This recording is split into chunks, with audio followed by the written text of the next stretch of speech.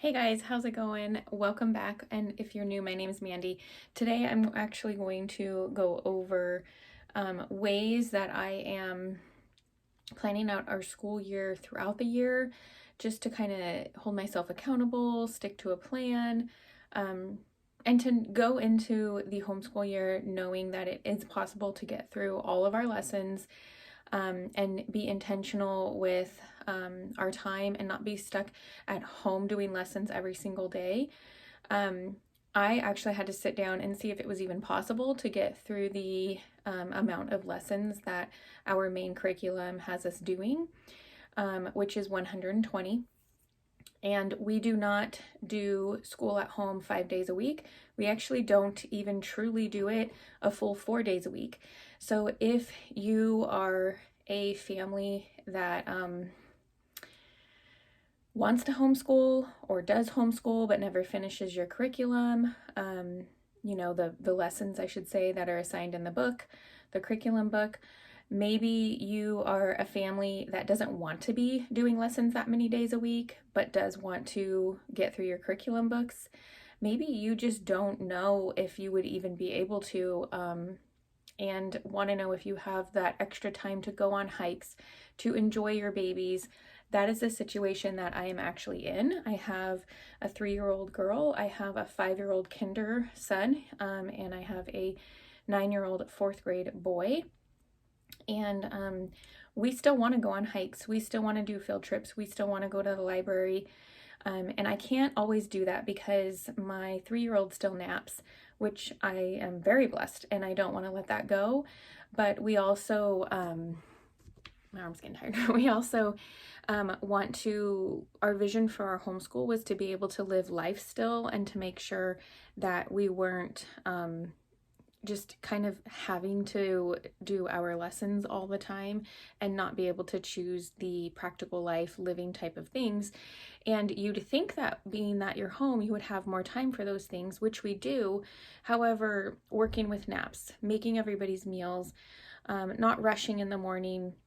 I mean, all of your goals and perks to homeschooling kind of add up, and they do take some of your time. So if you are like me and really do want to get through many of the lessons in your curriculum book, I'm going to show you how I mapped out our year for the upcoming 2023-2024 year, to show you that I have found that it is possible to not have to do lesson work a full 5 days a week, maybe not even a full 4 days a week.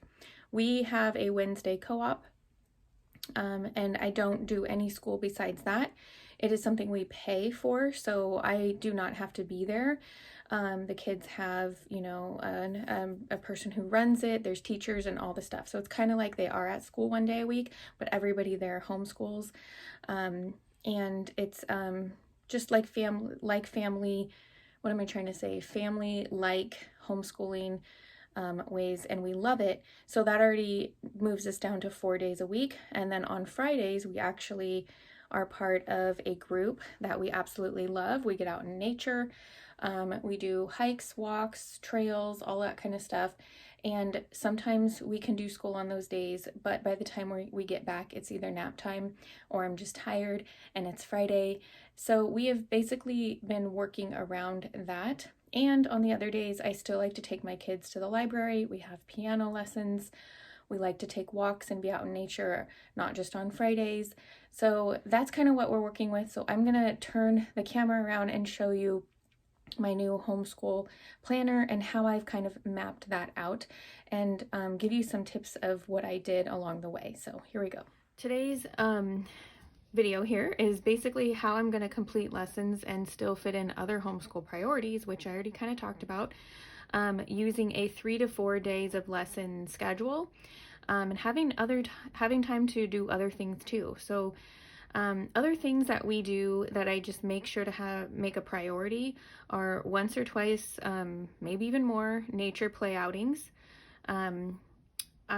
Sibling play. We love to make sure that we are fostering the relationships between the siblings, our kids. Quality time with my toddler. it is so important. She's my last child and I want that quality time with her. A lot of times I catch myself trying to make sure that we do school during the time that she's up. When I say school, I mean more lessons. I feel like we are always doing school just because we're always learning, but lesson time, I'm basically trying to keep to her nap time. We also have piano lessons. We love to go to the park and the library. Cleaning and practical life skills are not only something that I'm doing a lot of, but I really need to foster getting my kids as they grow older to be doing the things that they are capable of doing.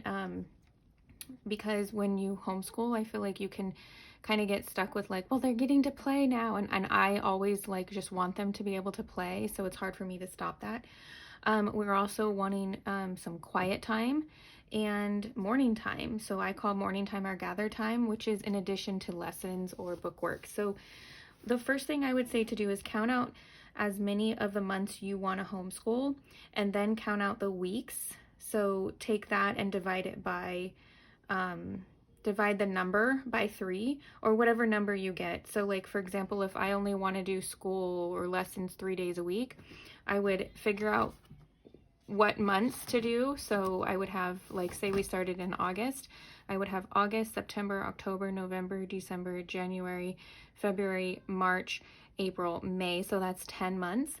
And then I would count out the weeks in that. And then I would divide that number by 3 if we only wanted to do 3 days of work a week. So when I actually did that for myself, we used the Good and the Beautiful, and they have 120 lessons. So I took 120 lessons and I divided them between the months, which I ended up doing 8 months because I didn't include August, and I basically did September to May. But then I took out a month because I wanted to make sure that we had about 4 weeks throughout the year where we don't have to focus on school. So I did 8 months, and I divided the 120 by 8 months. Then I divided that number. Basically, I got 15 lessons a month. Then I divided that number by weeks, so about 4 weeks, so 15 divided by 4. And that ended up being 3.75 lessons a week. So I don't know if you were able to stick to that. So 120 divided by 8 months divided by, or equals 15 lessons a month. And then I divided 15, the monthly number, 15 a month, divided by the weeks in a month, which is about 4. And I got 3.75, so almost 4 lessons a week. So what I ended up doing to make sure that I actually was meeting that, because I was doing all of that math last year, like in the middle of the year, and I was kind of making, like, I was like, oh yeah, that should work if I do like a extra lesson here and there. And we still ended up short by the end of May. And I don't mind it. We're doing 1 lesson a week right now, and it's keeping us in our routine, and I'm actually really, really liking and would recommend that. But what I do want to do is I kind of want to have more time during the summer to do like unit studies and projects. So I'm still going to try to figure out how to do the lessons in those 8 months. So basically what I ended up doing was counting it out, and I figured out that we would be able to do it with the exception of doing 1 instead of both lessons on a Friday. So as you can see here in July, I've went ahead and put the lessons that we are doing, the 1 a week, and then it took us through August. So we're actually going to start we're going to keep that routine up and start our first lesson for the 23-24 school year here. And we're going to keep to just 1 lesson a week unless I change my mind, but I ended up using my erasable friction pen. So I started where the second to last week of August, we've got lesson 1, and then we have lesson 2. And then I just wrote this out on my monthlies, you guys. And then we went ahead and went into the second week of August. Not even starting full time, although maybe we will, just kind of depends on how this end of the summer you know, goes and everything. And then you have Labor Day, so I feel like that kind of throws everything off unless you still do school on Labor Day. But I love that holiday. As you can tell, I have a birthday right there.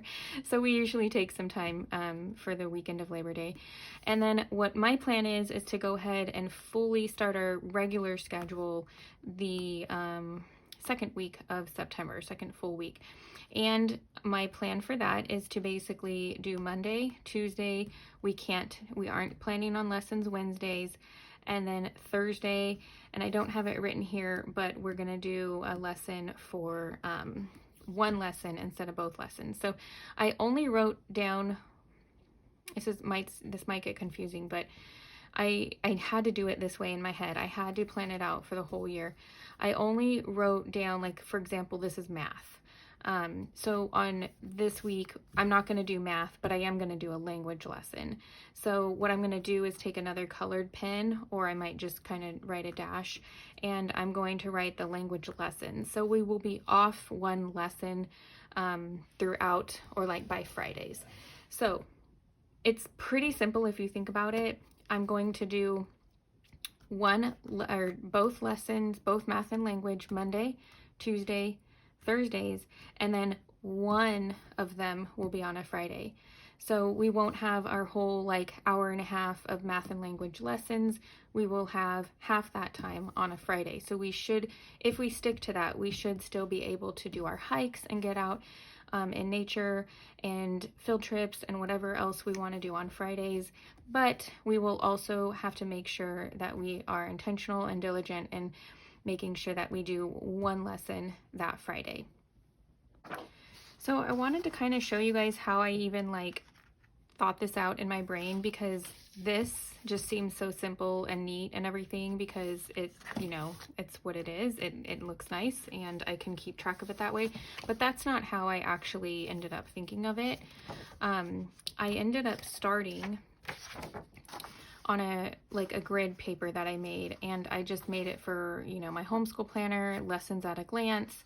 I ended up making, let's see, 1, 2, 3, 4, 5, 6, 1, 2, 3, 4, 5, 6, 7, 8, 9. So I made it to be 54, and even though there's 52 weeks, but what I ended up doing was just kind of randomly using it. And then I made one on the back. As you can see, like, I didn't know how I wanted to organize this. Like, everything was in my brain, and I'm like, I know it's possible, but I don't know how to make it possible unless I get it out on paper and get everything that was jumbling out, like, in my brain out on paper. So I started with this and realized, okay, we have September, October, November, December, January, February, March, April, and May. And then I thought, okay, there's about 4 weeks, sometimes 5 weeks. So I kind of looked at the calendar, and then I put the lessons that we would do throughout those weeks.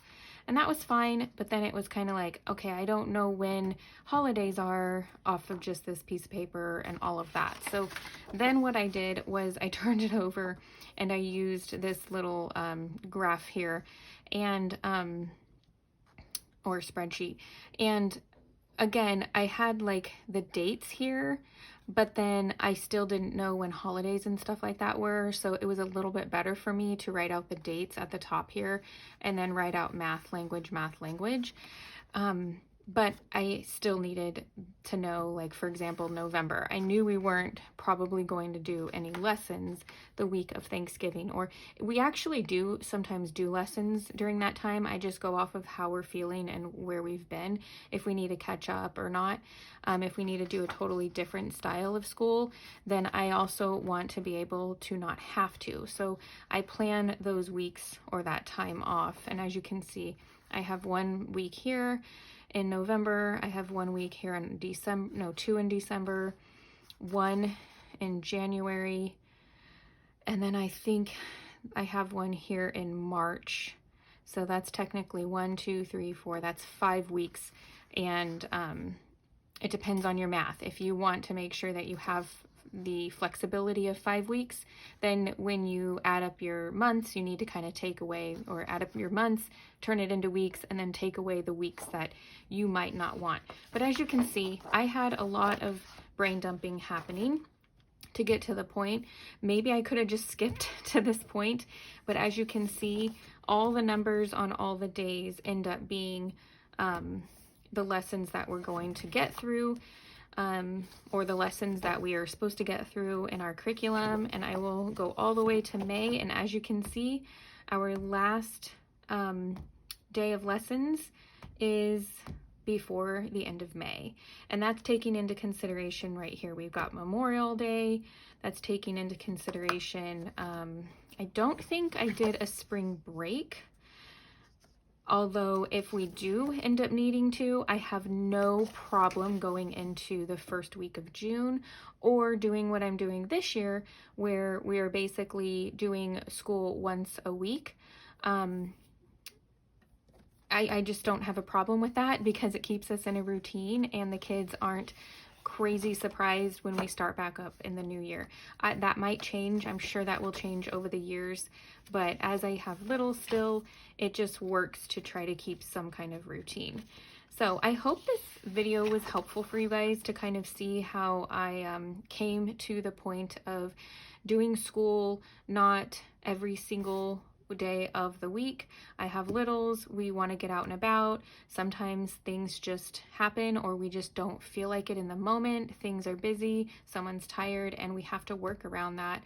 I do try to be consistent and pretty routined with my children. So being that, but also having a toddler, you know, you have to find a balance of flexibility and routine. So we are trying that, and I look forward to coming back and letting you guys know how that goes. Let me know if you guys are interested in that. Let me know if you guys do anything similar. Also, let me know if you guys plan similarly too. I would love to hear how your guys' plans, how you guys plan out your homeschool and all of that. So I hope you enjoyed this video and got something out of it, something encouraging or some kind of ideas. And if you did, please hit the like button to let me know. That would help me out so much. Subscribe if you haven't already, and I'll see you for the next one. Have a wonderful, beautiful, blessed day. Bye, guys.